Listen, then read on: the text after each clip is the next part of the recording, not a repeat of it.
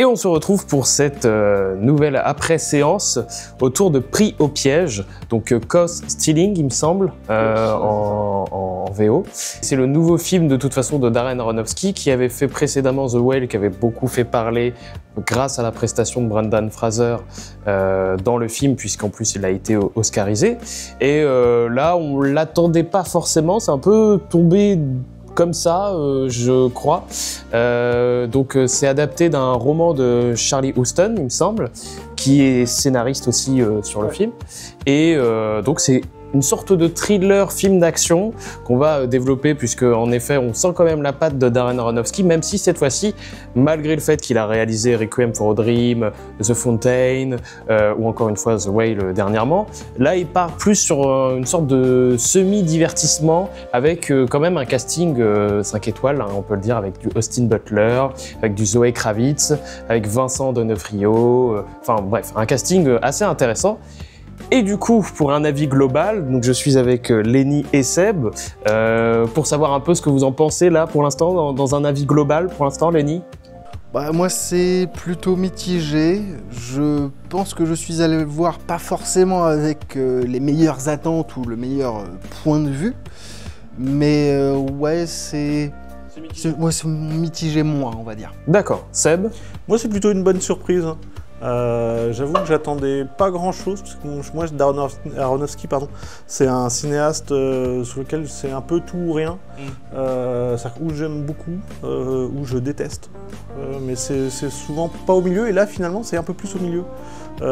C'est un film aussi où je trouve qu'il est un peu plus, il est un peu moins présent en tant que cinéaste, il est presque un peu plus humble, on pourrait dire. C'est quand même un cinéaste qui est parfois très patapouf, Aronofsky, et voilà, là le voir arriver avec une espèce de petit film de genre, on pourrait dire, c'était effectivement plutôt inattendu. Et de mon côté, c'est pour rejoindre un peu ton avis, c'est pareil, c'est plutôt une bonne surprise parce que bon, comme je l'ai dit, de mon côté, la communication, je la trouvais pas à charge en tous les cas, et je trouvais pas grandement matière à m'accrocher à ce film. Et c'est le casting et en effet le fait que ça soit Darren Aronofsky, et j'ai plutôt bien aimé. Et en effet, je pense qu'on retrouve les côtés gros sabots entre guillemets de Aronofsky, mais sur d'autres points, sur d'autres caractéristiques de ce film d'action. Et cette fois-ci, je crois vraiment que ça apporte du plus, en effet, par rapport à ce divertissement. Alors, pour compléter un peu, je sais pas comment, Lenny, toi déjà, tu t'attendais ce film? Bah déjà de base, moi Aronofsky, c'est pas forcément un réal que je connais beaucoup, mais ironiquement c'est un réal dont j'ai beaucoup entendu parler. Que ce soit The Whale du coup récemment, mais même ses précédents films, c'est un réalisateur qui revient, qui est même assez culte pour certains de ses films. Et comme tu l'as dit, c'est généralement où ça passe, où ça casse. Du coup, ça fait débat, les gens en parlent, genre de choses. Du coup, j'étais assez curieux, mine de rien, de me dire, bon, je vais enfin découvrir un de ces films au cinéma.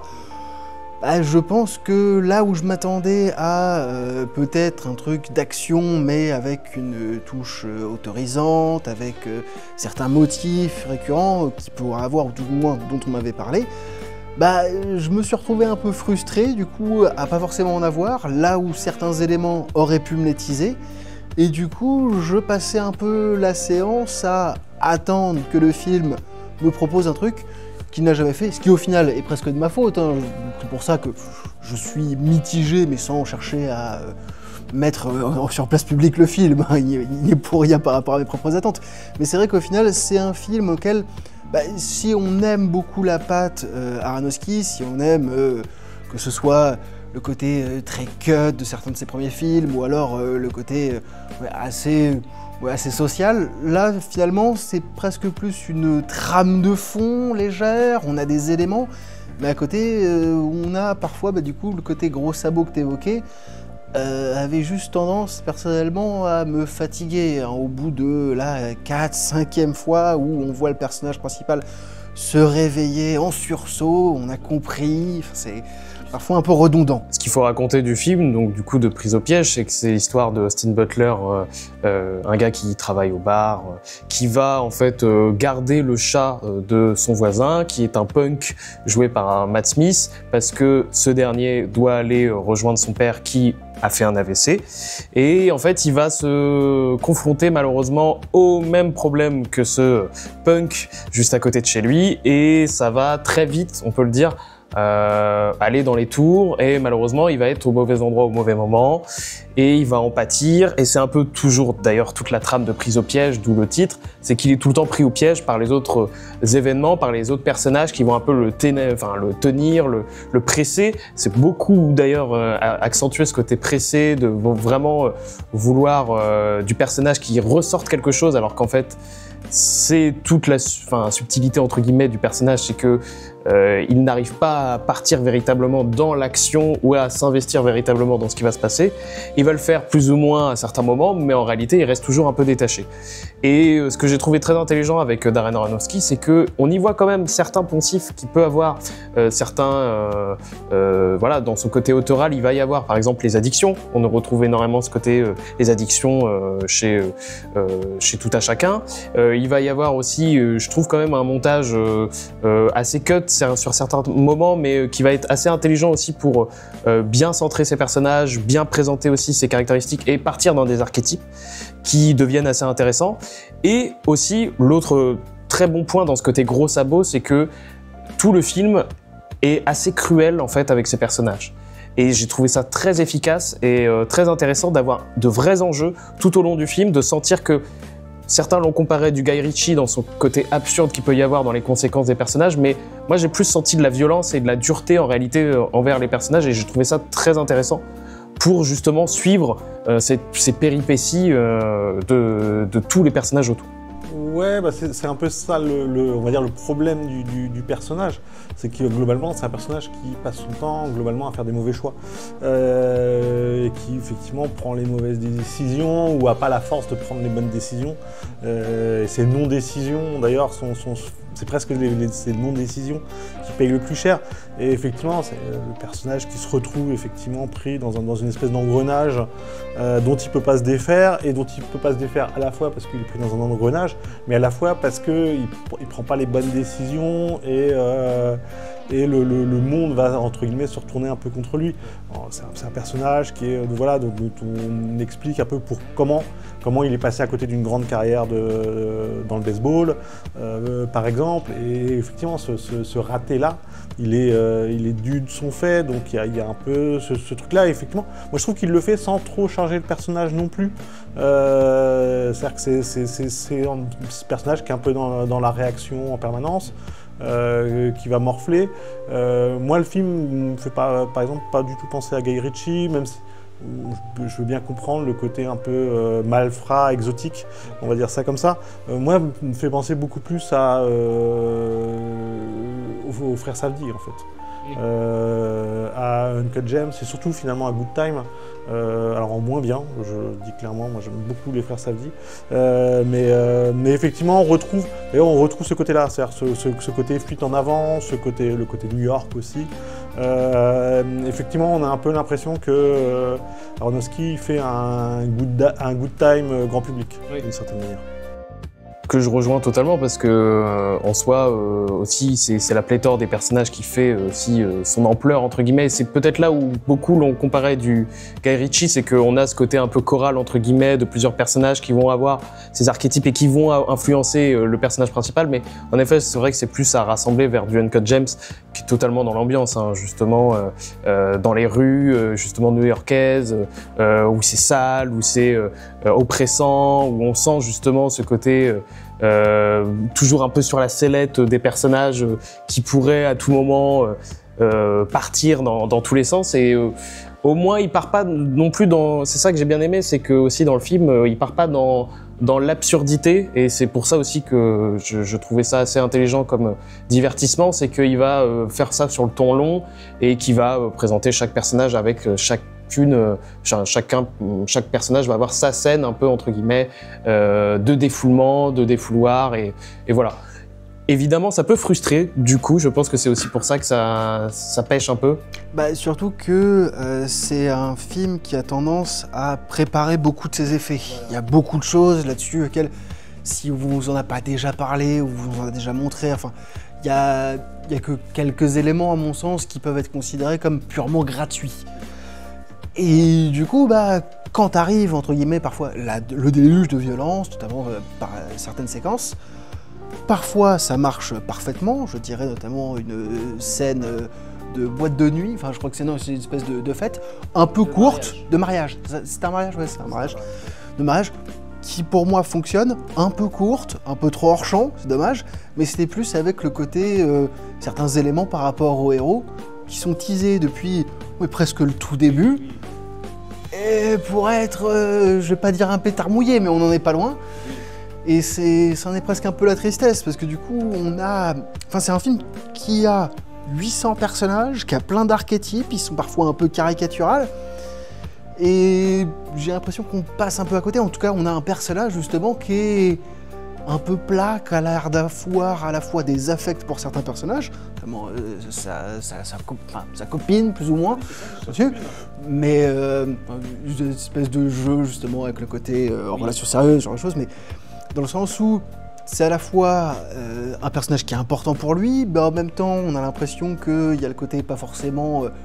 qui passe vite à autre chose. C'est une espèce d'ambivalence un peu étrange sur laquelle j'ai l'impression que le film joue un peu sur le fil de rasoir, du coup, qui pour moi, personnellement, du coup, me laisse un peu sur le côté. Mais du coup, moi, c'est plus la question, c'est vous le vivez là-dessus convenablement, le côté des fouloirs, c'est pas trop frustrant? Parce que moi, ça m'a laissé vraiment de côté, ce genre de choses. Non, mais les rôles secondaires, c'est effectivement une succession d'archétypes. La copine, le flic pourri, les tueurs, alors les tueurs un peu exotiques, encore une fois, cette espèce de duo de... c'est pas des rabbins, mais voilà, cette espèce de tueur portoricain aussi, assez haut en couleur. Il y a ce truc-là, le seul personnage que je trouve vraiment creusé, c'est le personnage qui est joué par Austin Butler. C'est lui qui est au centre vraiment du jeu et de la narration et du truc. Après, oui, non, sur les personnages, oui, encore une fois, je trouve que ça faut pas non plus survendre le film et considérer. C'est pas un chef-d'œuvre, c'est pas un chef-d'œuvre d'écriture, c'est pas. Mais je trouve que le film, il est assez bien enrobé, on va dire, pour passer. En tout cas, moi, ça fonctionne plutôt pas mal. Ça en fait un bon divertissement, quoi. Ouais, c'est ça. C'est que moi, j'en ai vraiment pensé comme un divertissement qui est très efficace dans ce qu'il propose, avec ses touches d'originalité. C'est ça que j'ai bien aimé avec son personnage qui est toujours oppressé et qu'on va suivre plutôt même si on n'est pas sur la plus grande originalité du monde, parce que ça reste un divertissement, ça restait quand même assez efficace à mon sens. Et là où je vais y trouver certaines originalités, c'est que le film, comme je l'ai dit, est assez cruel et assez méchant avec ses personnages, et va toujours y trouver des conséquences extrêmes en fait à tout ce qui va se passer. Et c'est ce qu'on s'était dit, par exemple, il y a quelques coups qui sont échangés, d'où le côté un peu action du film, et ces coups-là, par exemple, vont vraiment avoir des conséquences jusqu'à limite, voilà, apporter malheureusement des drames, entre guillemets, mais il y a vraiment ce côté où, dès le début, dans les 15 premières minutes, on le sent, les coups sont vraiment portés, sont réalistes à tel point que, voilà, ils vont... faire perdre un rein, vont d'un seul coup donner des bosses et en réalité vont devenir voilà, des commotions irréparables. Il n'y a pas le côté super-héros, voilà. C'est pas le mec à qui ça tombe dessus, en fait il est capable de latter la gueule des 10 personnes qui l'abordent parce qu'en fait il a un background de kung-fu de malade. Effectivement, non, c'est... Même s'il en joue d'ailleurs le film à un moment justement sur ce côté, tiens, il y a ce côté-là. Moi ce que j'aime bien dans le film, alors j'avoue la petite patine que j'ai trouvée, sans doute le petit truc, c'est effectivement ce côté New York 80s en fait. 90s pardon, d'ailleurs pas 80s, 90s, ça se passe à la fin des années 90, et en fait on sent un petit peu le côté on regrette l'aseptisation aujourd'hui de certains, la gentrification d'ailleurs plus exactement, de certains quartiers qui étaient effectivement avant des quartiers qu'on va considérer un peu comme malfamés, mais qui étaient finalement plus que malfamés, qui étaient des quartiers où il y avait une espèce de faune un peu interlope qui qui gravitaient autour des bars, autour des petits trafics, autour des trucs comme ça. Et on sent que c'est un des... c'est sans doute ce qui a intéressé, en fait. Moi, j'ai l'impression que c'est ce qui a intéressé Aronofsky dans le scénario et dans le fait de le faire, c'est ce truc-là, en fait. C'est ce New York-là. Et puis, ironiquement, pour moi, beaucoup plus que ce qui m'a surpris, que le côté addiction du personnage principal. Parce que justement, comme tu l'as évoqué, c'est-à-dire que le personnage principal va prendre, hein, on va dire, dans la tronche. Mais du coup, le côté addiction, pour moi, est parfois traité et parfois oublié. Et c'était ça qui m'a un peu surpris, c'est que notamment pour Aronofsky, où justement, c'était tellement une des thématiques qui était évoquée au sujet de son cinéma, le fait que, je vais pas exagérer en disant que c'est un thème qui traite pas ou qui est traité par-dessus la jambe, mais pour moi, c'est un thème qui est assez peu traité, ou du moins qui, lui, ce coup-ci, pour moi, a pas tant que ça de conséquences, que ça m'a surpris.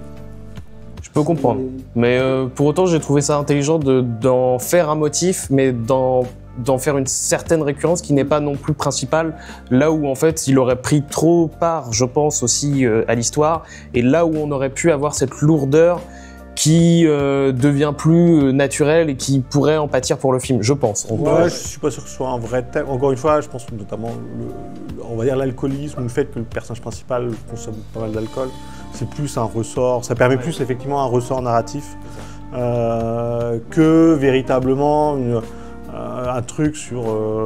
et effectivement, on en revient d'ailleurs plus à l'idée que effectivement, c'est les choix qu'il fait à un moment donné, de boire ou de pas boire, de continuer ou d'arrêter, qui est intéressant, qui est en tout cas un enjeu narratif que le fait effectivement qu'il soit addict ou pas addict.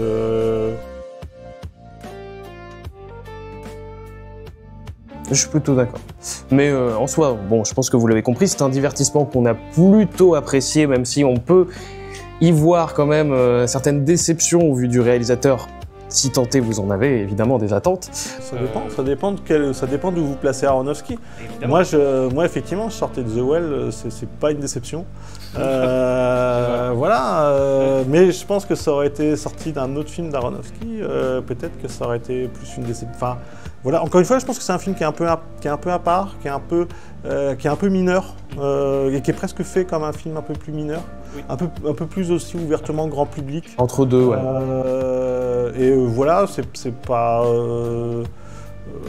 après, voilà, tout dépend, là aussi, tout dépend où vous placez Aronofsky. Je pense pas non plus que ce soit le film qui réconciliera les gens qui détestent Aronofsky, parce que j'en connais, qui ne l'aiment pas du début de A à Z.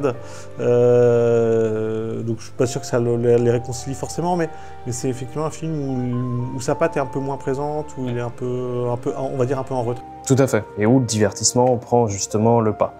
Donc merci bien pour vos retours et vos critiques évidemment sur l'après-séance, et on se retrouve bientôt certainement pour une après-séance.